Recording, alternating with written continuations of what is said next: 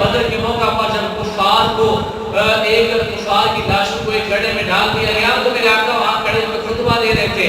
لوگوں تم دیکھو تم کہتے تھے نا کہ کون سا رب ہے اس کو بلا ہمیں شکست دے, ہم تیرے دین کو نہیں مانتے, ہم کبھی نہیں مریں گے, یہ ہوگا وہ ہوگا. لو اب مر گئے ہو نا, اب جاؤ دوزخ میں آگ سہو.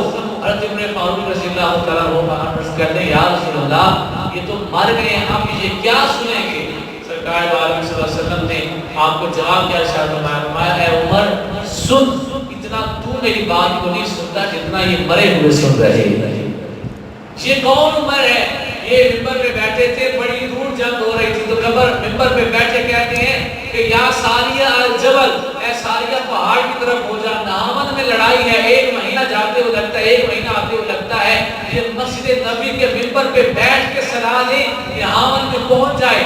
یہ وہاں دیکھ رہے تھے تو وہ آواز دے رہے تھے, وہاں کی باتیں سن رہے تھے تو صلاح دے رہے تھے. تو میں پوچھتا ہوں وہ عمر جو ایک مہینے کی مسافت تک آواز بھی سنتا ہے, وہاں سے دیکھتا بھی ہے, اپنی آواز پہنچاتا بھی ہے, اسی عمر کو میرے آقا صلی اللہ علیہ وسلم نے کہا تھا عمر اتنا تو نہیں سنتا جتنا یہ مرے ہوئے سن رہے ہیں.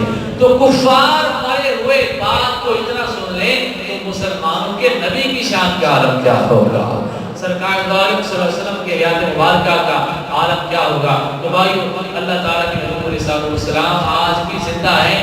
سرکار کو ایک لمحے کے لیے موت آئی لیکن اللہ تعالیٰ نے پھر ان کو وہی زندگی عطا فرمانی. وہ آج بھی اپنی زندگی کے ساتھ اپنی قبر اطہر میں زندہ ہے, جہاں چاہے وہ تشریف لے کے جاتے ہیں, لوگوں کی مدد کرتے ہیں. یہ ہمارا عقیدہ ہے اور یہی قرآن و سنت سے ہم نے ثابت بھی کیا ہے. میری دعا ہے اللہ تعالیٰ ہم سب کا مل بیٹھنا اپنی پاک اور بلند بارگاہ میں قبول و منظور فرمائے.